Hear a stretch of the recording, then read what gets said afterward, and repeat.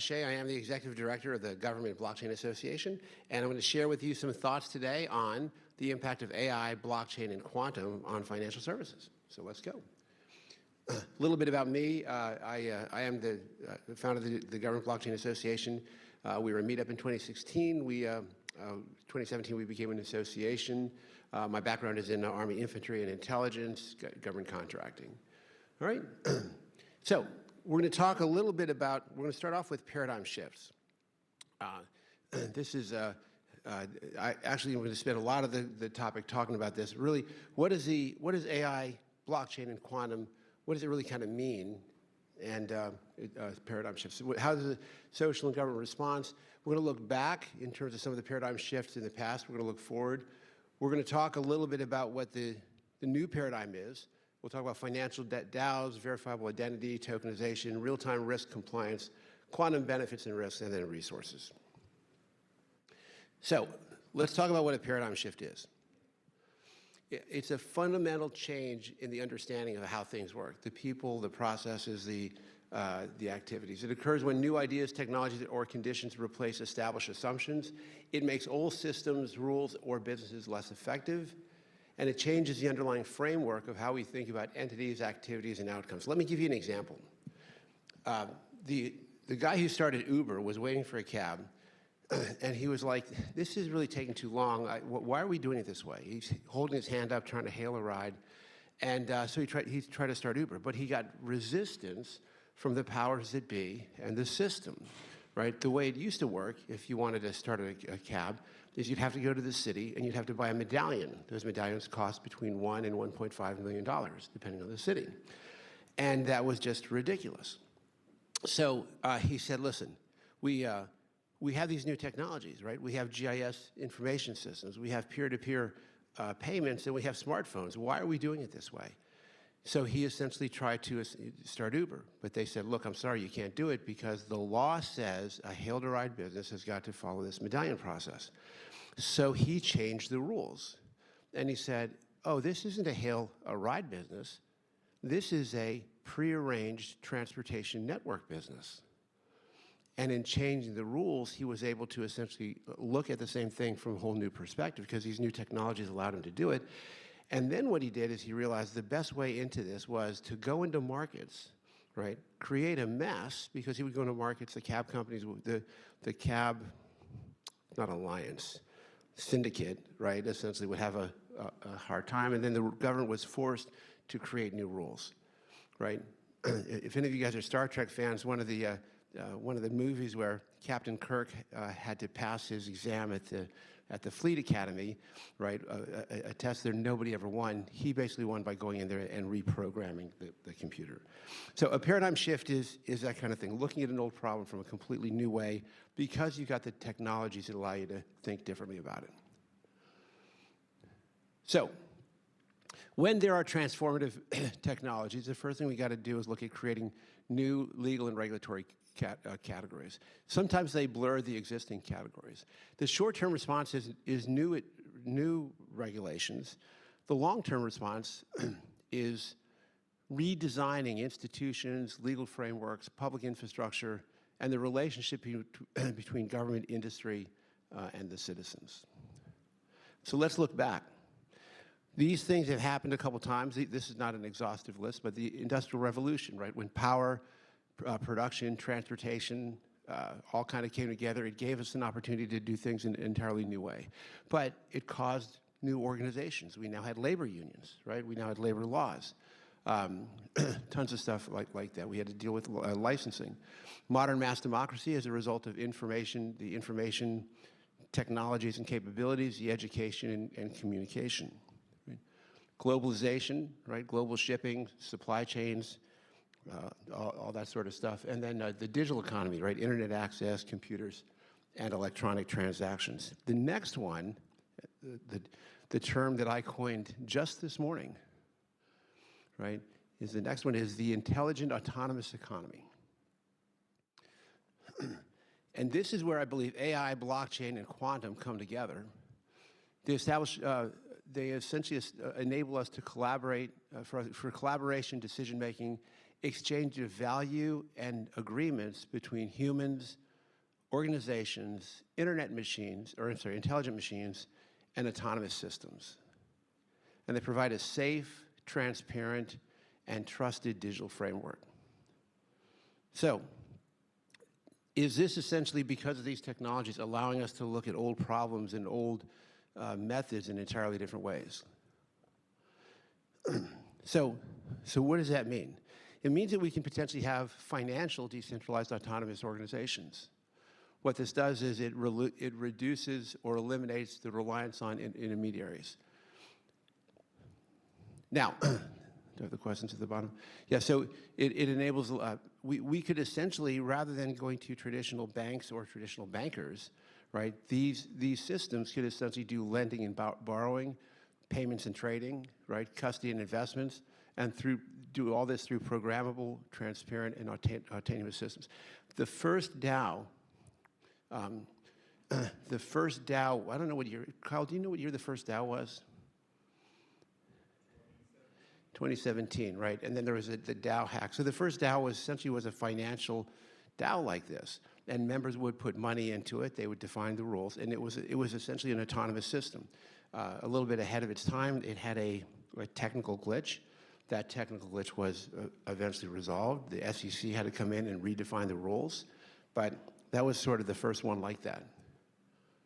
Now, what are some of the implications? Let's go back to what a DAO is.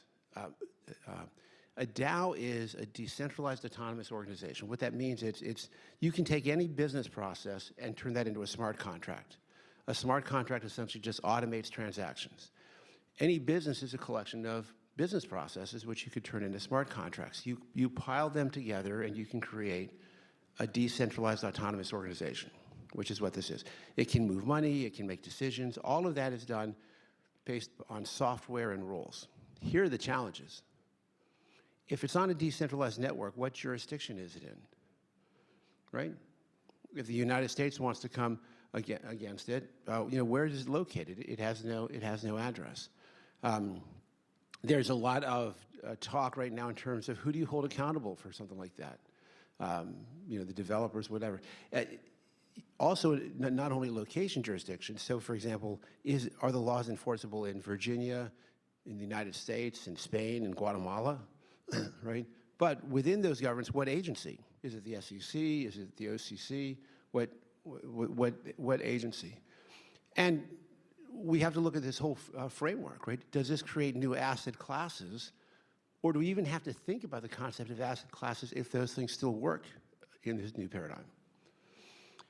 And in doing that, we've got to balance customer protection, privacy, innovation, and economic development. One of the problems is if you try to lock things down here, you send a lot of innovation to Singapore, to Dubai, right, to other places like that. So, for every action, there's an equal and opposite reaction. So if you want to make it safe, you could stifle innovation. And then we've got to look at the laws and the rules. They may need to be rewritten to make sure that these things are fair, right? That they're accountable, that they're secure, that they're explainable. You look at a black box. Kyle is an AI expert, right? A lot of things that happen in the black box, you don't know, right? So is that something that we need to think about? So autonomous financial decision makings, what kind are these, right? Selecting financial products or insurance coverage, automated lending and underwriting, continuous fraud and risk monitoring, autonomous treasury and liquidity management. In the decentralized space, liquidity management is a big deal. Machine-managed investment portfolios, and real-time regulatory and compliance decisions. So this causes some questions.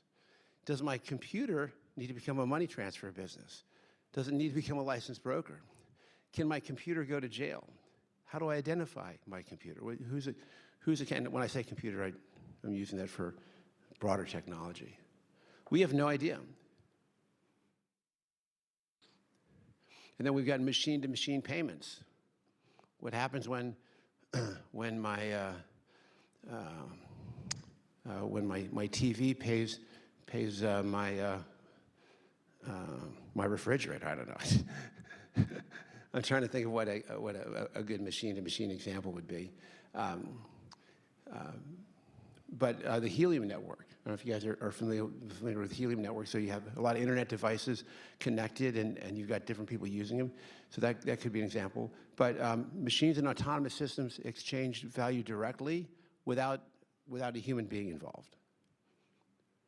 And then we've got machine-to-machine payment implications, right? So the rules need to recognize these transactions and all of these things, right? Accountability, anti-money laundering, banking contracts, all of these things have to get figured out.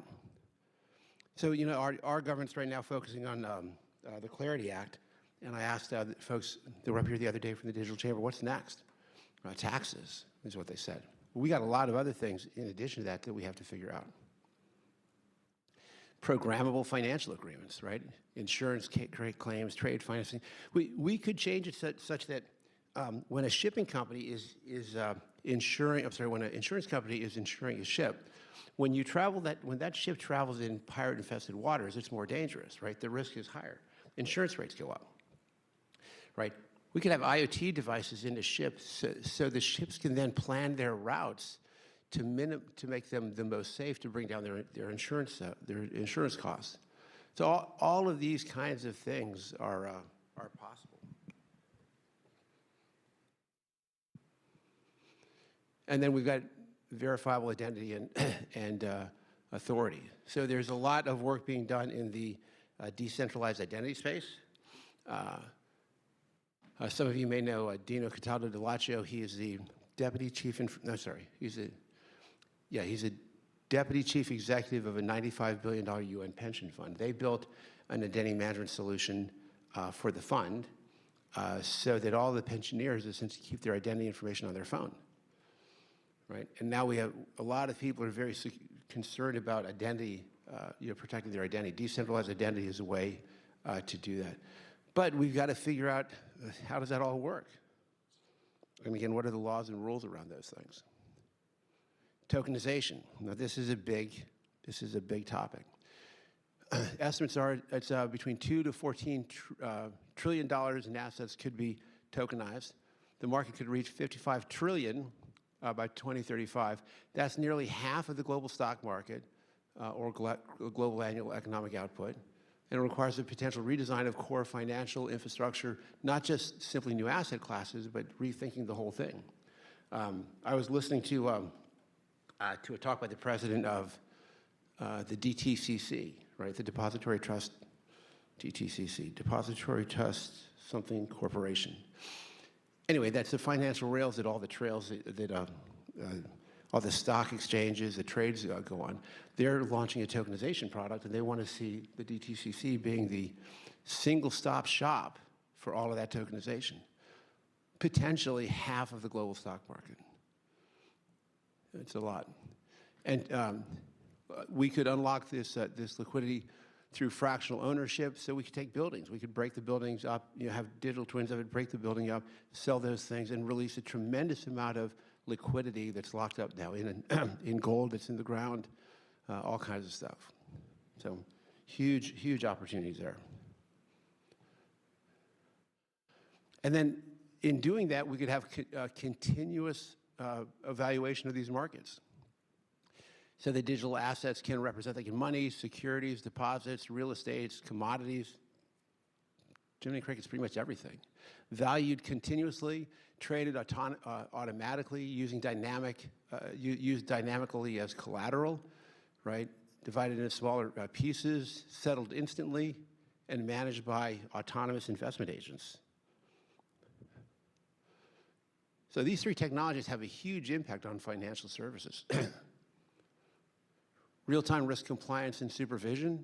I mentioned the example with the pirates. There's a million different ways that can be done. And then quantum-enabled analysis.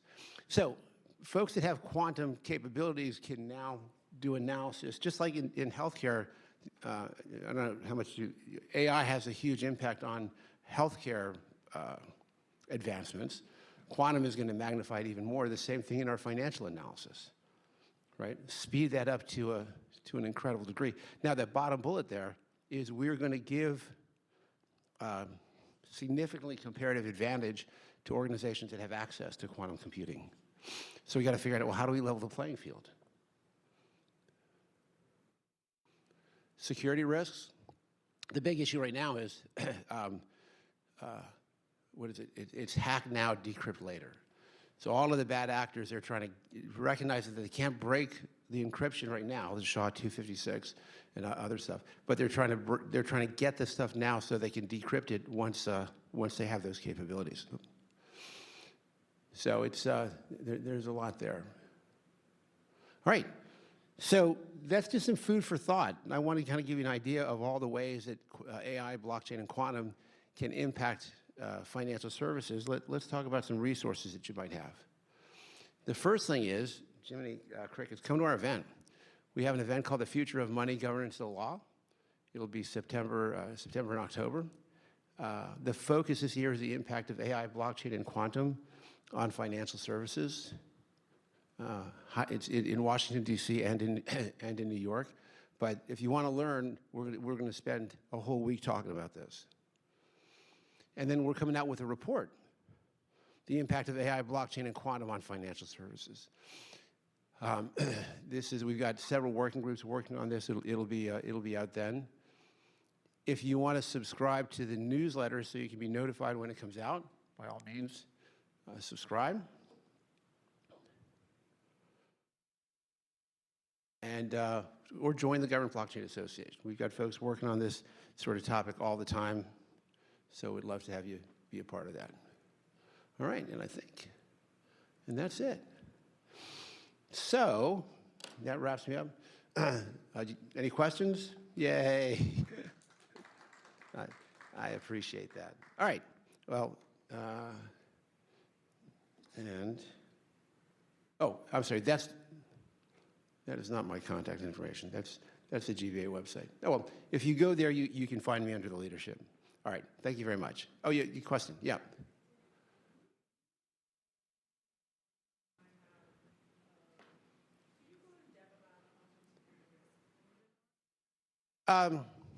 Sure. So the first thing to, are you familiar with how digital signatures work? Okay. So if you think of sort of SHA-256 digital signatures, what happens is to try to break it, you generally use something called brute force, right? So I'm trying to take this subject and make it simple enough. What happens is there's a certain combination to unlock the challenge, right? And what computers do is they have to guess and check, right? So they guess and check and guess and check. But the problem is that the number of guesses and checks they have to do would take a computer, if Google had all of its computers working together trying to break the challenge, it would take them roughly 37 times the age of the universe, right? It's just too big of a number. But when quantum computing comes in, it essentially allows it to move many, many times faster. So the people are concerned that the quantum computers can essentially break the algorithms because they can go through the process much faster. National Securities, NSF, National Securities Foundation has a quantum risk management framework. There's a whole bunch of different standards that you can use and certifications to make that better. But there's a little bit about that. All right? All right. Well, thank you very much.